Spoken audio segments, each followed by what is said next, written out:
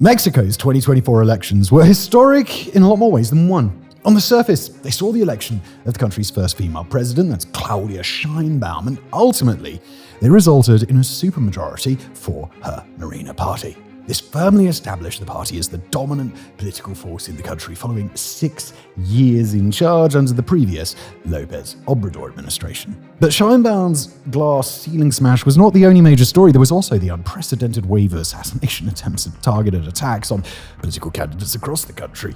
In the last 20 years, violence targeting Mexican elections has steadily increased due to a variety of geopolitical forces incentivizing its use to achieve political ends. Targeted attacks, they're almost never tied to ideological passions, but more often to the competition between criminal cartels. Now, in this video, we want to dive into the nature and scope of the violence surrounding the 2024 election cycle and the nefarious forces that were driving it. How do we get here? Who are the targets? And what insights can we gain about political power structures in Mexico from the story that emerges? All right. Taking a look at the 2024 election cycle alone, the recorded numbers are absolutely staggering. According to the ACLED, there were over 330 incidents of violence targeting political figures. At least 95 of those incidents led to one or more reported deaths. Of course, the incidence of violence is also often preceded by the threat of violence, and while personal threats alone cannot take out a candidate, they can go a long ways towards taking them off the ballot. Over 500 local candidates requested state protection, and thousands more withdrew their names from the ballot entirely. According to the Mexican National Electoral Institute, or INE, 935 candidates between the states of Chiapas and Michoacán alone withdrew their candidacies. Not only did 2024 set the newest record for the number of targeted violent events, it was the third election in a row to set such a record. Clearly, a dangerous pattern has emerged. Oftentimes, when organized crime is involved in any situation where violence is prevalent, we can tend to oversimplify the motivations as something like, well, drug dealer equals violence, obviously. Or we might think of the locality as just somewhere where there's always just been violence there, hasn't there? However, the major Mexican cartels don't perpetrate violence at random, and their territorial control is constantly evolving with the demand of the black market.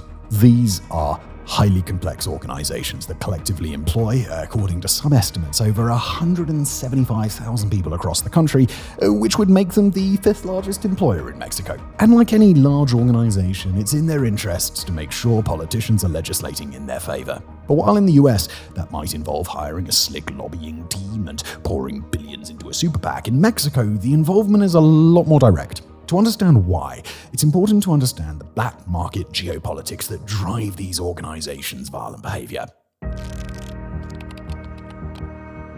So, political violence is a bit of a national issue in Mexico, but it isn't spread out evenly across the whole country. The hotspots tend to be in regions where cartels are in active competition for territory or resources that they can exploit for their black market industries. Certain states like Durango or Yucatan have little to no incidents of political violence, while others, like Chiapas and Guerrero, had over 40 incidents each in the 2024 election cycle alone. In an unexpected twist, data collected by ACLED indicated that some states like Sinaloa and Jalisco, which rank in the top 10 states for levels of gang violence overall, are not actually in the top 10 for levels of political violence. And this is likely because these two states are established strongholds for the infamous Jalisco New Generation, or CJNG, and the Sinaloa cartels. Since these groups are just so consolidated in their home regions with little competition from other cartels, there's less need to influence politicians against rivals because, they've already bought off who they need to buy off. Isn't that nice? On the other hand, in geostrategically important states where no single cartel maintains hegemonic sway, it's a different story entirely. Take, for instance, the southern state of Chiapas, which shares a land border with Guatemala and therefore Central and South America more broadly. In the ACLED's data from the 2024 election cycle, Chiapas ranked 12th in total occurrences of gang violence, but ranked 1st in total events targeting political figures. Political violence increased 90% from the 2021 election cycle. And this is likely because Chiapas became a particularly important hub for the cartels in recent years, not only as a land corridor for drug trafficking, but also for migrant smuggling. As the South and Central American migrant crisis grew in the early 2020s, so did the opportunities for groups like the aforementioned CJNG and the Sinaloa cartels to exploit these people's desperation for their own gain. Political decision-makers along key land borders therefore became very important friends for the cartels to have. But if these officials refuse to play ball or perhaps make friends with the other bully on the playgrounds, then violence and intimidation ain't out of the question. Now, the climate of intimidation in Chiapas during the 2024 election, it got so bad that even Claudia Sheinbaum, the leading presidential candidate from the ruling party of Mexico, was stopped by masked men at a makeshift checkpoint while driving through the state. Chiapas, however, was not alone in its levels of violence. Welcome to Guerrero, where going loco down in Acapulco no longer means having too many tequilas and waking up with a questionable bedmate, but rather getting involved in some extremely nasty Guerrero was a hotspot for political violence in 2024, ranking first in total fatalities of political figures. Unlike Chiapas, though, Guerrero also has high levels of cartel violence in general, ranking third overall in estimated gang violence events. Guerrero is incredibly important to the operations of the modern-day cartels due to its port city of Acapulco, which is a hub for the import of industrially produced fentanyl precursor chemicals, mostly originating from China. Cartels in Guerrero compete fiercely with each other, not just for influence over that port, but for control of the overland smuggling routes that enable the transport of the precursors to drug labs that are further inland. Now, the import of these chemicals is heavily regulated by the Mexican government at the behest of the United States. But once again, if a criminal organization is able to exert influence over local law enforcement or port officials through political control, then business be booming. Also, unlike where the violence is driven by two major cartels, it's estimated that there are no fewer than 6 armed groups fighting for control of trafficking activities in the city of Acapulco alone. This fierce competition, in turn, led to widespread violence against political candidates in 2024, and it was clear from the outset that nobody was safe. For example, one of the high-profile political assassinations in Acapulco was that of Ricardo Taya, the leading mayoral candidate of the Morena Party. And once again, that is the ruling party of Mexico. He was gunned down as he ate dinner in a restaurant with his bodyguard. If the cartels feel comfortable engaging in such public acts of violence or intimidation against politically connected individuals such as Taya or indeed President Sheinbaum, then that gives us a bit of an insight as to who they think is really running the show, doesn't it? But how do we get to this point? How did the cartels in Mexico become so entrenched in Mexican society? And importantly for our purposes today, what has led to the exponential increase in political violence over the last 20 years? Drug trafficking and cultivation have been present in Mexico for over 100 years, roughly coinciding with the early days of drug and alcohol prohibition in the United States in the 1910s and 20s. Some regions, such as Sinaloa, might be sounding familiar to you, can trace their history with drug trafficking back to Chinese immigrants who cultivated opium and transported it to the US through the relatively porous border of the era. Now, during these early years, drugs like opium and marijuana were relatively unregulated by the Mexican government of the day, especially considering that the country was reeling following its decades-long Revolutionary War, which embroiled Mexico from 1910 to 1920. By the time the national politics of the country had stabilized in the late 1920s, Mexico came to be effectively governed as a single-party state under the National Revolutionary Party, which is today known as the Institutional Revolutionary Party, or just the PRI for short. The PRI would ultimately govern the country for 71 straight years between 1929 and 2000, and it was during this time that the organizations, which would one day become modern-day cartels, began weaving themselves into the fabric of Mexican politics and governance. The narco-corruption that characterized the early years of PRI rule was barely par for the course when it came to organized crime. Perhaps a few regulatory ministers were paid off here, or maybe a state governor over there. The cartels themselves were nowhere near the levels of militarization and bureaucratic organization that characterized their modern-day counterparts. It wasn't until the 60s and the 70s that government corruption with the cartels began on a truly national scale. It was during this time the cartels began to become institutionalized players in the power structure of Mexico. The state of affairs that emerged from this corruption became known as the plaza system. an unwritten arrangement between the most powerful players in the drug trade and state agencies that allowed the cartels to conduct their operations in designated regions of Mexico. The Plaza system effectively shaped life in PRI Mexico. So long as the cartels limited violence among civilians and made sure to slide something under the table to PRI party members, they were given broad discretion to carry out their illicit activities. The Plaza regions themselves, such as Guadalajara, essentially functioned as mini narco-states where civilians were often subject to the rule of cartel law rather than the rule of constitutional law. The more powerful cartels, such as the infamous Guadalajara cartel, also benefited from close relationships with corrupt state intelligence agencies such as the Dirección Federal de Seguridad, or DFS, who would pursue minor league rivals in the drug trade and would even throw American and Mexican counter-narcotics authorities off the scent of the big players. Now, perhaps an argument one might hear today from a former PRI official would be that the era of the Plaza system was one of significant growth, economic growth, and relatively low levels of violent crime. Indeed, some have referred to the era between 1940 and 1970 as the Mexican miracle or the perfect dictatorship due to the high levels of industrialization and economic growth under PRI rule. And that might be true.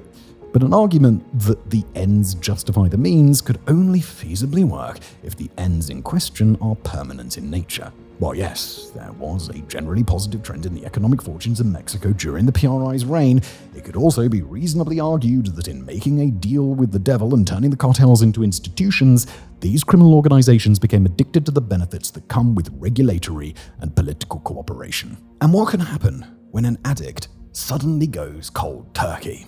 Well, they might just lash out to get their fix, mightn't they?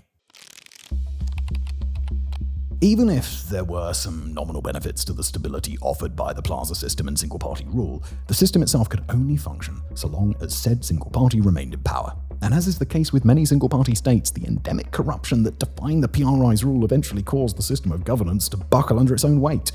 In August 1982, Mexico announced that it could no longer service its external debt, totaling around $80 billion, which, to be honest, in the era of big government deficits and inflation that we currently live in, kind of seems like chump change, doesn't it? We're always talking about trillions with a T. But in the less globalized and financialized world of 1982, this was a really big problem for a single-party state with a lot of state-run industries. The government negotiated with the IMF and its creditors, receiving bailout loans under strict conditions through the Baker Plan in 1985 and the Brady Plan in 1989. Now, in short, these measures promoted free market and democratizing reforms that ultimately led to the PRI losing its status as the political and economic power center in Mexico. The reasons for this collapse are far more complex than just the state's relationship to organized crime and would probably require a whole video of its own to unpack. But for the purposes of understanding how this history relates to the political violence we saw in the 2024 election, the key point to consider is that the Mexican cartels came into being under a single-party state that not only tolerated their illegal activities, but in some cases helped to facilitate them. When you remove the stability that comes with such a system, anarchy and violence start to become the rules, not the exceptions. The beginning of the end of stability that came with the victory of Vicente Fox of the National Action Party, or PAN, in the 2000 presidential election. The shift in power disrupted long-standing ties between local and federal authorities across the country, which also disrupted the long-standing ties between the cartels and the federal government. The result was a switch in tactics on the part of the cartels from the use of bribery to coercive violence. Even still, the overall homicide rate in Mexico was relatively low, and during Vicente Fox's term, there were only 12 recorded political assassinations, according to a dataset used by academics called Pymex. It was following the 2006 election of President Felipe Calderon that things really started to heat up on the political scene. In an effort to gain more popular support among the electorate, President Calderon declared a war on cartels across Mexico, investing billions of dollars into a militarization of the federal security agencies. This effort saw the arrest, or the killing, of at least 25 drug lords and 60 lieutenants during his 6-year term. Now, if you take this on its face, you might be thinking, well, maybe it's not such a bad thing to try and root out the leadership of these violent criminal enterprises. And you might not be wrong from an ethical perspective, but that doesn't mean the results were good for Mexico. As we covered earlier, the Mexican cartels have become deeply entrenched in certain regions of Mexico, not just as individual organizations, but as key sectors of the local economy. Simply eliminating a cartel boss or one of his lieutenants was not necessarily going to eliminate the organizational structures that existed beneath them. And even if a cartel were taken down in name, a new organization just might rise up in its place. For instance, the Jalisco New Generation Cartel. Creative. Now, rather than causing cartel-related violence to go down, the strategy of leadership decapitation led to fierce competition between opportunistic lieutenants vying for control in the absence of their bosses. For Mexican authorities, it was like fighting a hydra on steroids. For every head they cut off, about a dozen others emerged to take its place. And not only that, but the new heads tended to be even more bloodthirsty than the originals. According to a report from Human Rights Watch, the homicide rate in Mexico nearly tripled during Calderon's presidency, rising from about 8 per 100,000 in 2007 to over 22 per 100,000 just 3 years later in 2010. Notably, areas with close elections that went in favor of PAN candidates saw the largest increase in violence. And what's more, according to the Pimex dataset, the total number of political assassinations went from 12 during Vicente Fox's term to 85 during Calderon's term between 2006 and 2012. It was also during this time that a concerning subtrend began to emerge in the nature of political violence in Mexico.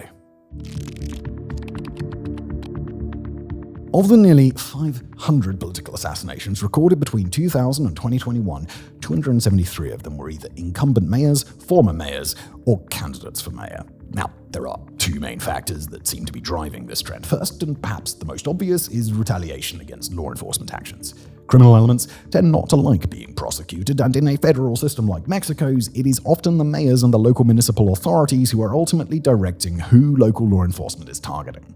Let's say that you are the leader of a local cartel contingent and you no longer have the security of the plaza system to guarantee your operations, and a mayoral candidate emerges on a popular platform of going after cartel activity in your town.